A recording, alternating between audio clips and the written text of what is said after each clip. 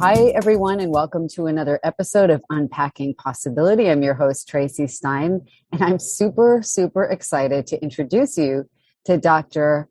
Helané Wahbeh, who is an incredibly talented and interesting person. Among other things, she's the director of research at IONS, the Institute of Noetic Sciences. She's a naturopathic physician who is well-trained in research and has received grants to study some exceptionally interesting and somewhat esoteric phenomena, in addition to studying things that you've all heard about, like post-traumatic stress disorder and mindfulness and so forth.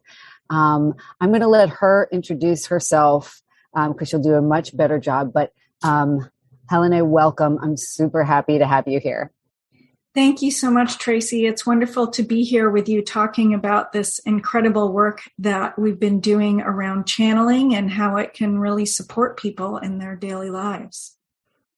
Now, you have a new book out, The Science of Channeling, which is, from what I've read so far, is fantastic. It's interesting. And I don't think I've ever read anything like that. So I'm wondering if you want to give a little bit of an introduction to yourself and to your book and to your work, and we'll go from there. Yeah, sounds great. So when I was a young child, I was incredibly sensitive and I could feel people's energies around me. And, I was kind of afraid of the dark and felt like there were things in the dark that I couldn't see but could feel. And as I grew older, still a child though, my mother took me to my grandparents' house to what they call meetings. And at these meetings, my uncle would go into a trance and would do something called trance channeling. And my mother can do this. My grandmother can do this. My grandfather has researched or did research it when he was around for his whole life. My whole mother's side of the family has these intuitive abilities that they've used. And I had this introduction to it at 10 years old. And it was an incredibly important part of my personal life. In parallel was my academic career, my clinical training. So I was very interested in healing, in mind-body medicine, how the way we think influences our health.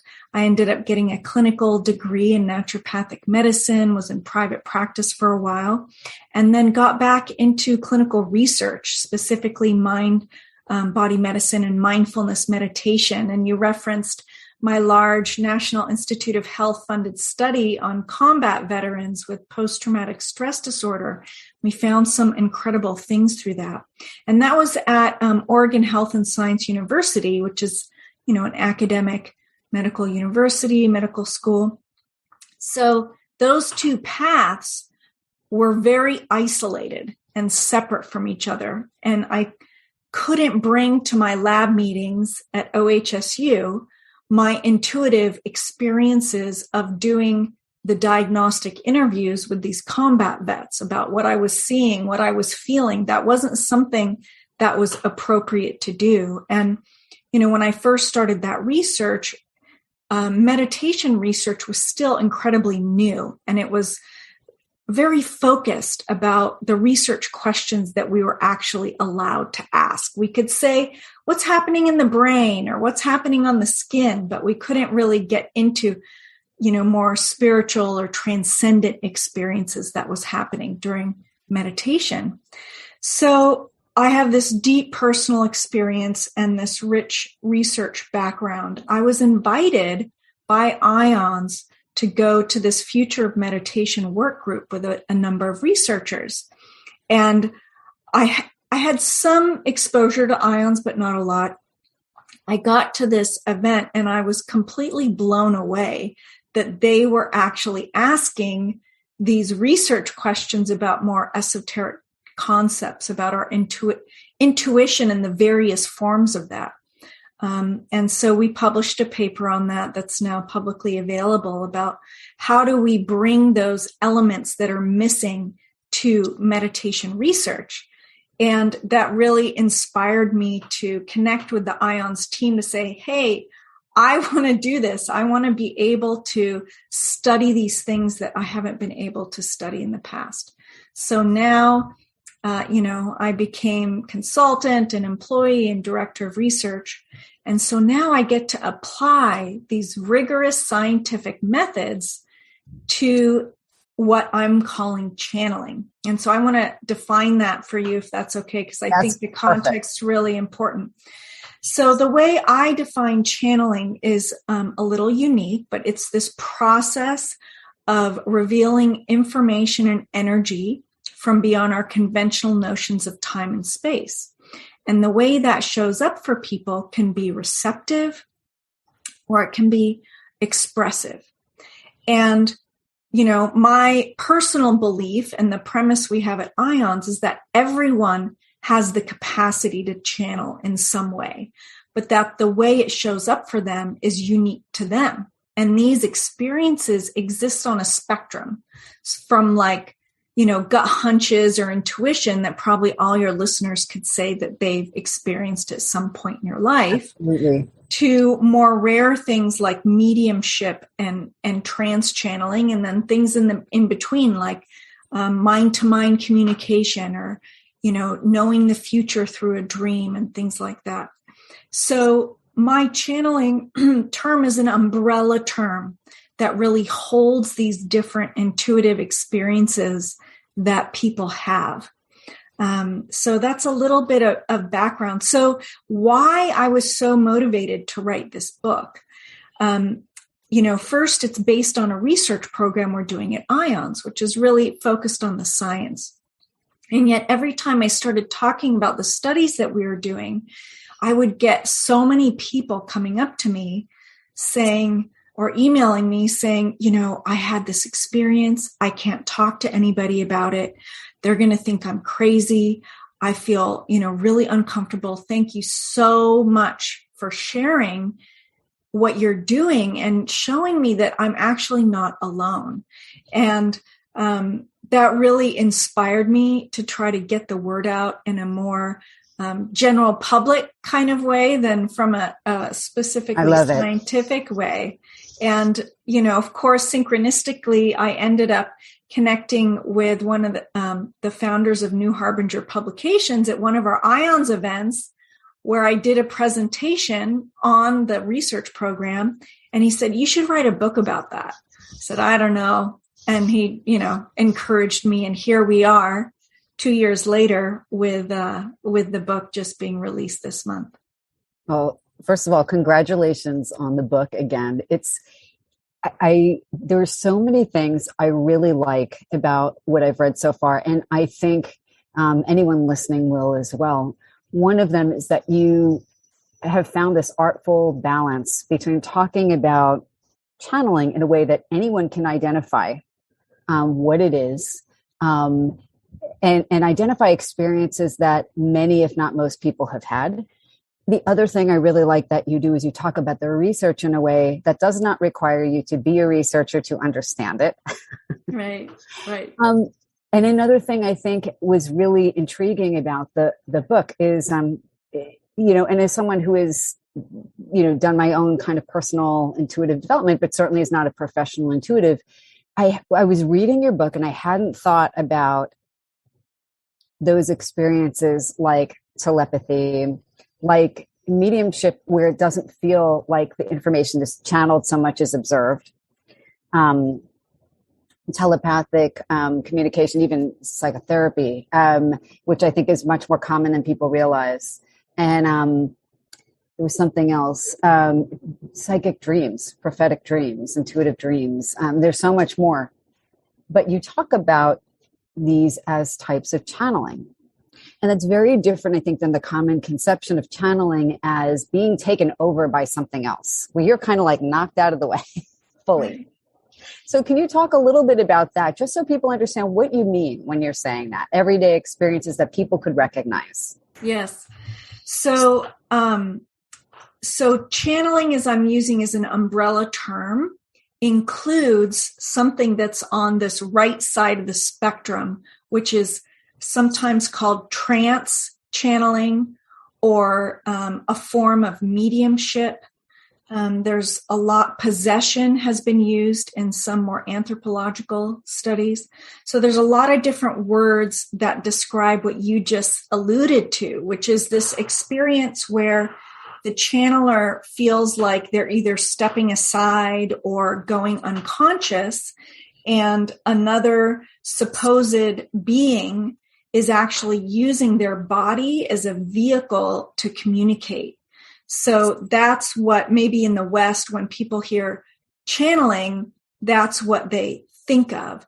And so I actually had concerns about calling the book Science of Channeling and continuing to use that term. And I used my own kind of internal guidance about whether I should stick with that. And I also talked to the publisher and they said, no, stick to channeling. And when you think about this word channel, it really is about, moving something through you, but also being part of something bigger than yourself. And, when we think about this noetic wisdom, this inner knowingness, aligned with what we're learning from quantum physics and cosmology and all these different other avenues about how we're all interconnected and part of this greater whole, that my body, my awareness, bringing that out or taking pieces from it still feels like channeling to me, regardless of what it looks like. So I appreciate you asking that question, though, because there's so much confusion about terms, psi, psychic, ESP. There's, I have this 300-page book of terms in parapsychology, which is the field of psychology that studies these types of experiences. So I'm glad that we were able to clarify that for the listeners. I think it's so important. And I agree with you. I think channeling can evoke, I'm thinking of like the late 19th century mediums and ectoplasm. And not that isn't a type of channeling, it is, right, but it's not one most people can recognize as channeling as it happens, according to your definition, in everyday life. That's right. Even just, you talk about even telephone channeling the information of who is going to call. And that I think was so much more common before we had caller ID and so forth. But it's one almost anyone can relate to. And I like that. Yeah, we're actually getting ready to start a study on that probably in the next month around telephone telepathy based on Rupert Sheldrake's work, who did so many experiments on that. And we're replicating his work and adding a little twist where we're asking people to sign up in a group of 3, and they tell us how they're related. So it has to be family members. And so let's say, your phone's in the other room, you can't see your caller ID, and it's like, oh, that's mom. And you go look, and it's actually mom. Does it happen more often with mom that that she's calling, or does it happen with your friends too? So does it matter how genetically close you are to the person and how sort of connection close you are to the person, like your best friend versus an acquaintance? So you're right. Everyday experiences can be thought of as channeling. And, these happen spontaneously. And there's a whole group of phenomenon that just happen spontaneously.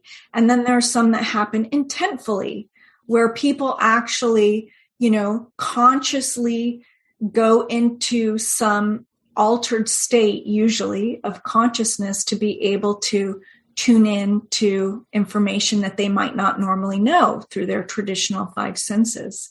And then, of course, we have all the lab experiments that we can do in the lab, which are intentful and very highly structured. There's so much in what you just said, so I might pop around a little bit. Going back a moment ago, you mentioned him in your book. Rupert Sheldrake, for people who don't know, is a well-known British biologist who really went out on a limb and changed the course of his career in life in a good way, I think, by talking about animals, dogs that know when their owners are coming home, one of his books. But that's not something we would think about as channeling necessarily. And yet it is an incredibly common experience. And it's bidirectional for animals to know what we are thinking or when we are arriving before it's discernible through any other normal sense. And for us to know what they are thinking or what is going on with them. So I think a lot of people will be able to relate to that, the pet lovers, and I'm so glad you mentioned that. Yeah. Big pet lover. And then there was something else you mentioned. It'll come back to me. I'm just looking at my questions for you, but the research. I think it's so important that you're talking about the research because, I'm not unfamiliar with research on psychic phenomena, and yet I would not have thought there's at least 40 years of good research on channeling specifically. So I don't know if you want to talk a little bit about that. What's important for people to know about what we know about who channels, what facilitates that, is this trainable, and so forth? Right. So I can go back to my story a little bit about this. So, I had this personal experience that was a very big part of my life. And I, used those channeling tools in my life to support me. And then I had this, intense research background. And I never thought that I could actually apply that to these channeling phenomenon. And when I started at IONS, I learned about this field called parapsychology. And I was completely blown away to learn that there's actually been 150 years of formal, rigorous study into these types of phenomenon.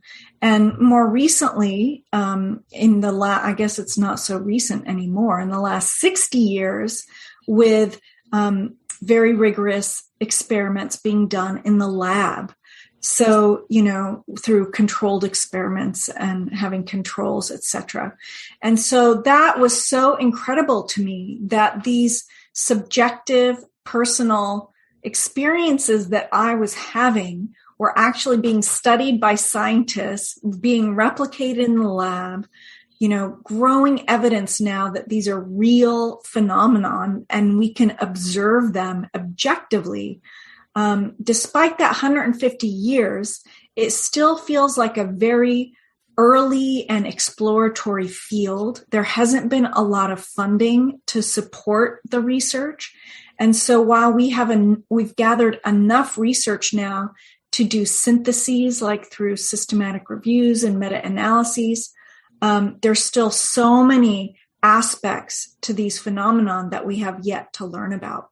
So for me, again, going back to this person who's coming to me after the talks, and supporting them to be able to stand in their power and say, this is actually a real thing. It's not just me. So many other people have experienced this in many cultures around the world.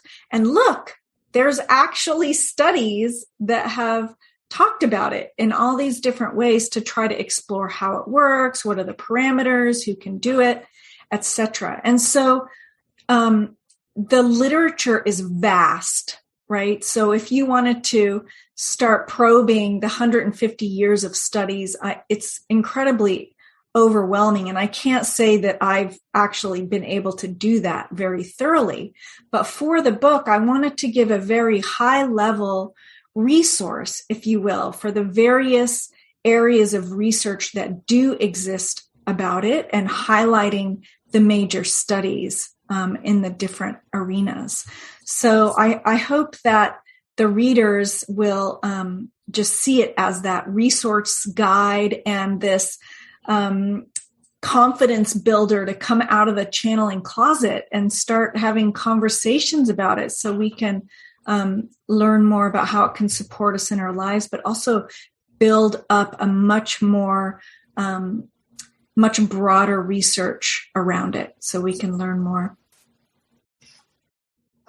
one of the many things you have learned in your own work and in your review of the existing research is just how common these experiences are. And I'm wondering if you can talk a little bit about that, because it's probably more common than a lot of people realize. Yes, absolutely. I have a whole chapter of that in the book. I think a good way to be able to share about this is to talk about one of the studies we did. We did a survey. It was almost 900 people, and they were split into 3 groups. One was scientists and engineers.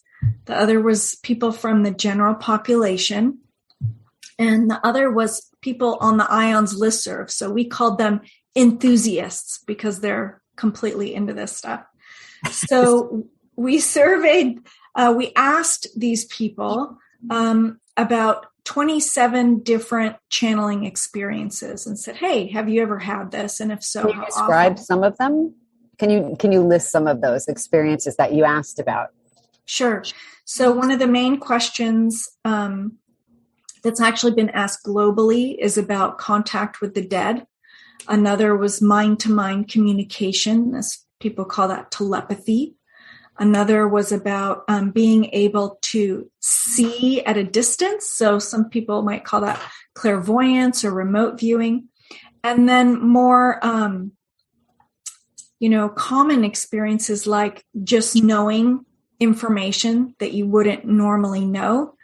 That's sometimes called claircognizance. And then clairempathy, which is like feeling other people's emotions. And this is a little different than, normal empathy in that, you see someone crying and you obviously know they're feeling sadness and you might feel some sadness for their sadness. But this is a little different in that you're actually feeling people's emotions without that traditional 5 senses feedback, if you will. So those are some of the items that we asked them about. We didn't say anything about this is a survey on channeling or psi or anything like that. We tried to keep it as neutral languaged as possible. And what was amazing is that we found over 90% of the people in those 3 groups had endorsed at least one of those items. And that number just completely blew me away. So I said, there's got to be something wrong here. So I looked at our items again, and we did another analysis where we took out, I think it was 4 or 5 items, like the clairempathy one, or that might be, maybe they just misread it and thought it was normal empathy or something like that. And it was still above 80%. And the scientists and engineers were very close to the other 2 groups. That also surprised us because of such strong taboos in research and the world in general that we thought that they wouldn't have had those experiences. But according to that survey, they have, and they're not talking about it or studying it. Also, we're not calling it, we're not calling it what it is. Right. And also to mention, there have been so many studies by different researchers all around the world looking at these various phenomenon. And we call it the prevalence, the percent of people who endorse it range from like 10% all the way up to, the 90s, like we shared in Japan and Iceland and Europe, huge studies with tens of thousands of people. So I think I say in the book, if you're, in a group of 10 people, imagine 8 to 9 of them have had some sort of experience like this at least one time. What I love that you do in the book also is I think you help put this in perspective by talking about, if we were talking about the prevalence of an illness, a common cold or something, and we would talk about it and describe it as common, we would only really be talking about 1% of the population, 1 in 100 people. Right. And what you found is that the prevalence of these if we call it channeling experiences or intuitive or psychic or however people want to think about them, whatever term is comfortable for them, is 10 times that at least. Right. And depending on, like you said, an enthusiast in the population of enthusiasts, people who are really interested in this, maybe they've trained a lot, they, belong to professional associations that are studying what you're studying, where that is a big feature. And it's going to be higher in those groups than in somebody who's never given this a thought, usually. But you also mentioned, and I think this really is going to be something that our listeners can relate to, that there are things we do that make us more likely to have these experiences. So I'm wondering if you want to talk a little bit about that. Yeah. So the strongest predictor that we have control over, if you will, is meditation. And, this is very interesting to me, just being a meditation researcher, but being able to quiet the mind and get into that still state allows people to perform better on these type of tasks in the library. When people are surveyed in terms of having channeling experiences, meditators have them more. And also meditators, when they get into their practice, we did another study where we surveyed them and asked, have you had any of these experiences? Also develop having these channeling experiences more. And it's interesting, depending on the tradition, some spiritual teachers actually tell their students to ignore it, that it's a distraction from their spiritual path, and to not go there, because that could be driven by the ego to, I can read minds, or, I can do this.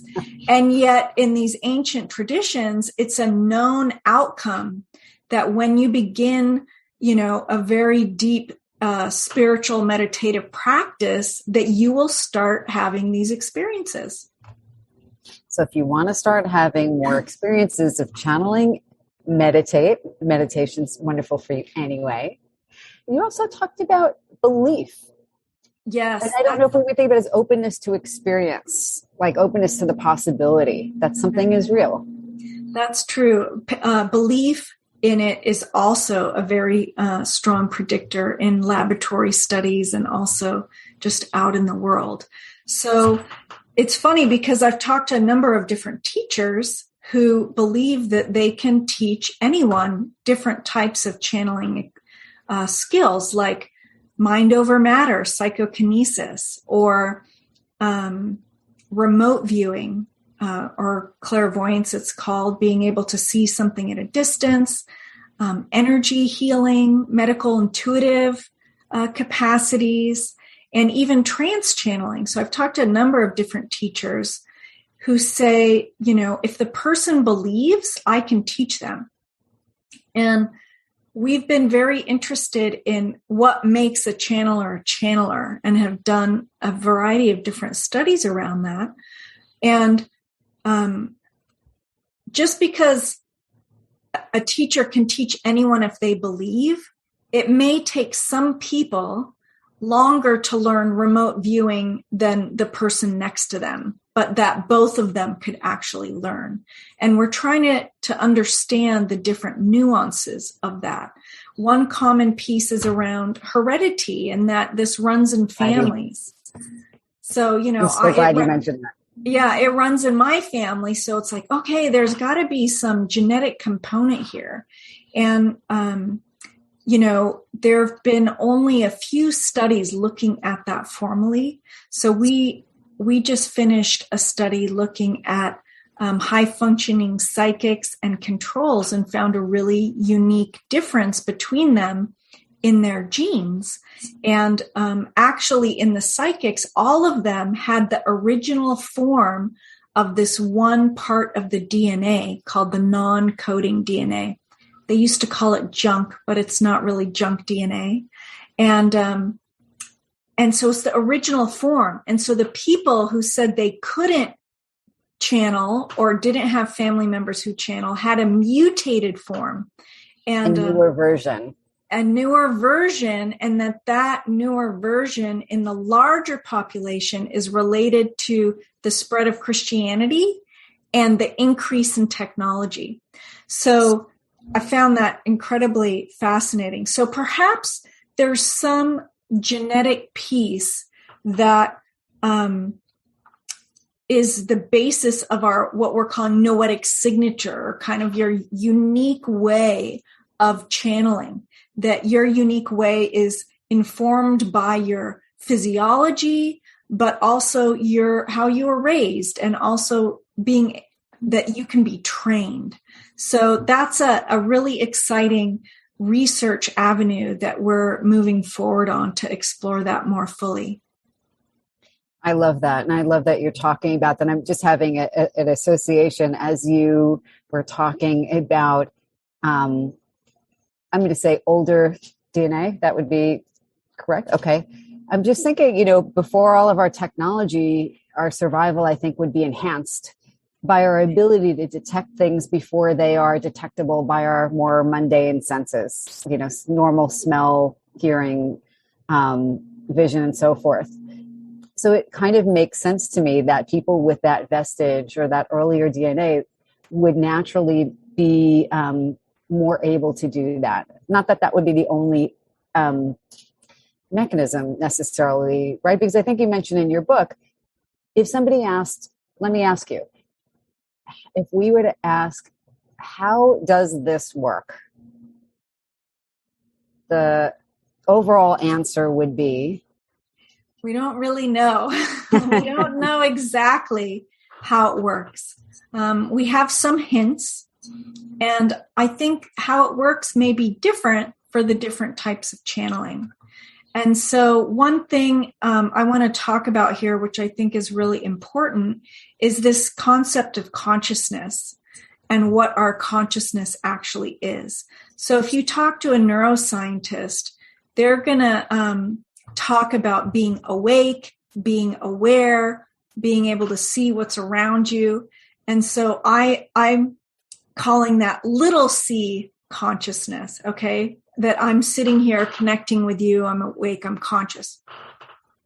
What we're really interested in channeling is big C consciousness. And that goes beyond our awake sense. And there's a number of physicists and other scientists who are putting forth theories that this big C consciousness is actually the foundation of our reality, that it's like the most basic level of our existence, which is quite incredible. And so I think we feel a dissonance in our Western world, especially around these topics, and we face so many taboos because our current paradigm is materialist.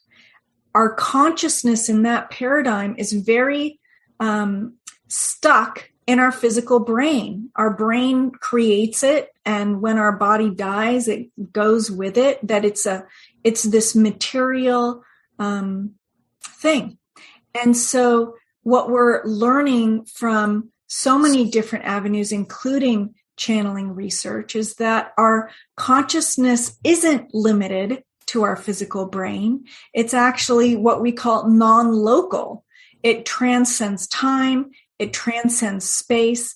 And when you look at the world from that lens, that our consciousness is non-local and can, travel instantaneously halfway across the world, then these phenomena don't seem that strange anymore.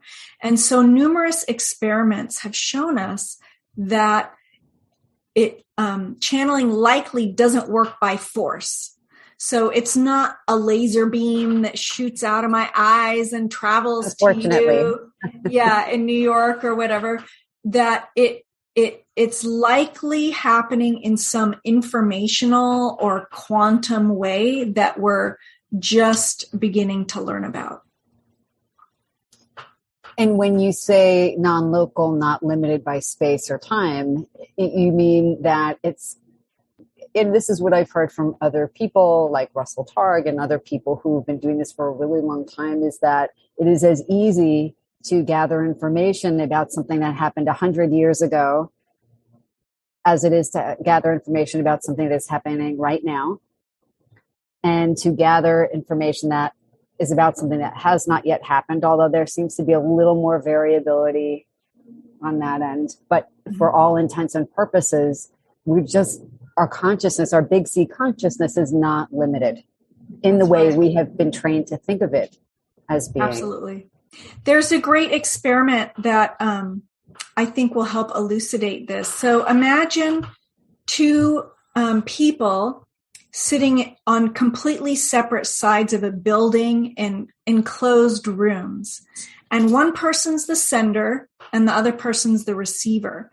So the receiver is hooked up to EEG and EKG and all these different physio equipment, and the sender is also. They're both hooked up to the same, and those are synchronized.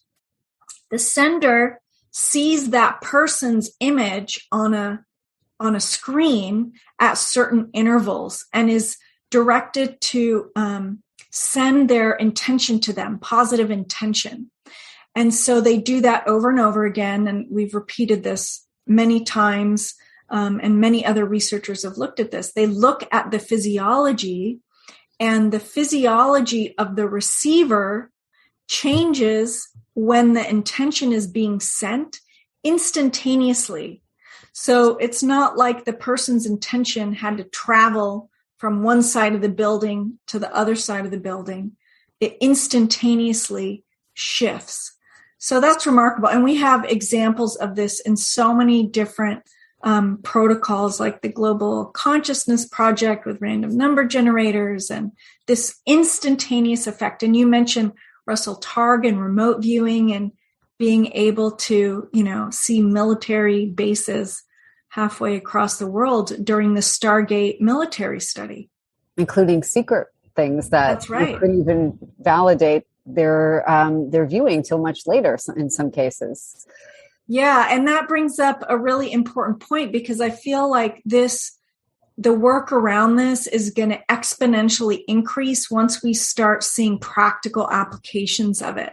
And on the flip side, I think that also brings up fear for people, because, if you can read my mind, that completely scare, I don't want people to read my mind. I don't want people to know my innermost thoughts. And yet, my personal experience and the people I've connected with, it doesn't work that simply. And so there is little to fear at this point. Or that clearly for most people. There's probably a handful of people or maybe, I don't know, a few dozen, I don't know, but who are that incredibly skilled.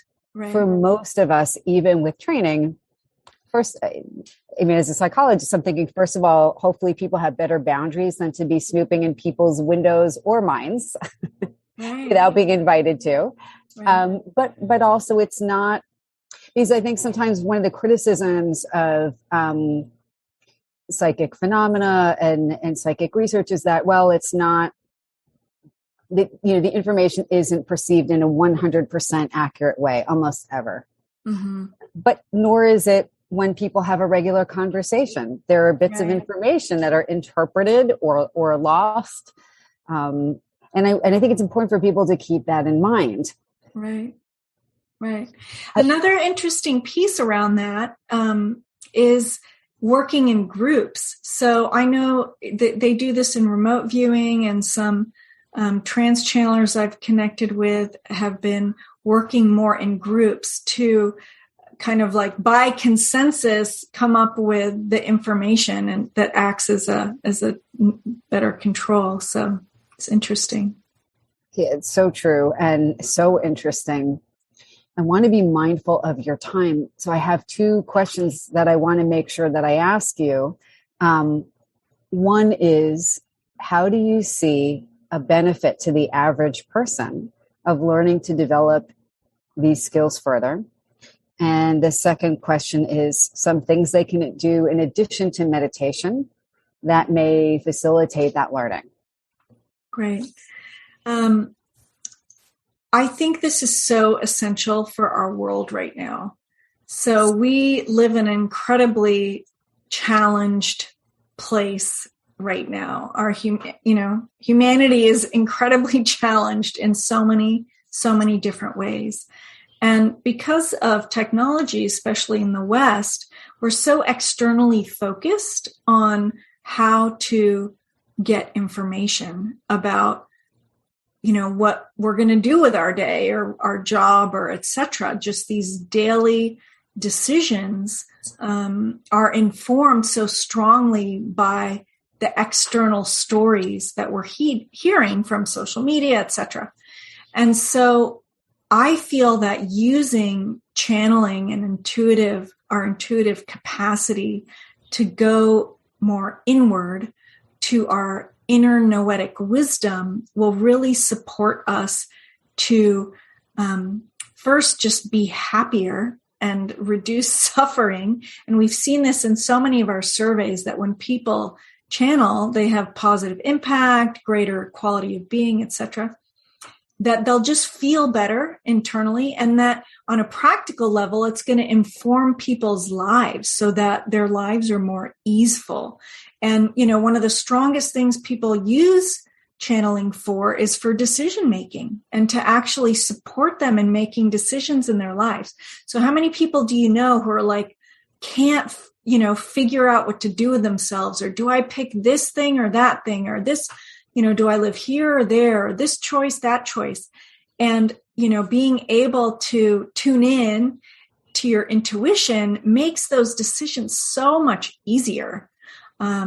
So I think I know that was kind of a long-winded answer. But no, it was perfect. It's a very simple answer, which is to actually help us practically in our daily lives, to be healthier, happier, clear, stop banging our heads against the wall, and being able to just choose what is in our highest and best in each moment, which then ripples out because it affects the families, it affects the communities. And what if we even actually could use this to solve some of the really intense, horrible problems we're facing right now? And I, just to piggyback on what you just said, when you were talking about clairempathy before, I never actually heard the term used that way. And I think of empathy and, empathy that is more psychic in nature. And I'm glad to know the term because I think it's so helpful. My assumption from what you said is also that with greater ability to tap into information beyond ourselves and maybe of a higher kind of more spiritual source, can we become more empathic in general and more have greater empathy for others, even those we don't know, right, in a way that shapes our behavior and our attitudes for the better, right, hopefully. Absolutely, because I don't know anyone who is on this sort of channeling path, if you will, that doesn't feel more connected to others. And, if we let go of this totally false perception that we are separate and that my actions don't affect the next person, and we move into this place of interconnectedness, it often just fosters more compassion and love and kindness for ourselves first, but then also for the people around us. And I think it allows us to honor diversity and the uniqueness of everybody more easily.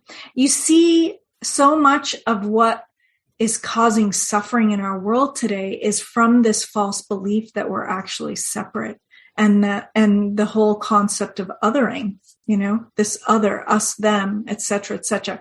We could have a whole nother week, this long discussion about that. So I think that's the most practical use, is to really go within, tune into our own inner wisdom. And not that it's not important to know what's going on in the world, but to choose the own story that we want to inform our choices. And in terms of practice, so yes, meditation, absolutely number one. Number two is belief. Do you believe this? And if not, what would support you to believe that this actually would work for you? And number three is practice, intentful practice. Even if it's just 5 minutes a day, sitting quietly, come to your practice with one question that you're curious about. When you begin, start with a yes or a no question, and then ask, hey, is coffee okay for me to keep drinking? And then wait, allow, and just feel what's happening. Is your body contracting or expanding? Are you hearing anything? Are you seeing anything?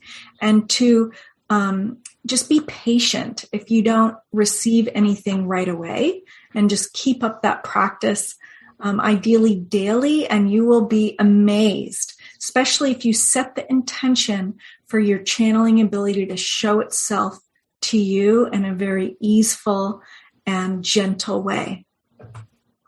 Beautifully said. Incredible work that you're doing. I could listen to you talk for about 4 more hours, and I know that you have to run because you're a busy and important lady. But Dr. Helané Wahbeh, thank you so much for making time to speak with me today. It's been a real pleasure, and I can't wait to read more about your work. Your book is The Science of Channeling. And where can people learn more about you and your work? If you go to our website at www.noetic.org, we have our publications page, our research page. You can participate in our research, get connected to the IONS community. We'd love to have you join us on this path of discovery. Wonderful. Well, this has been another episode of Unpacking Possibility. Thank you so much for joining me today. And if you have enjoyed this episode, please make sure to like, follow, and comment and share. And until next time, be well.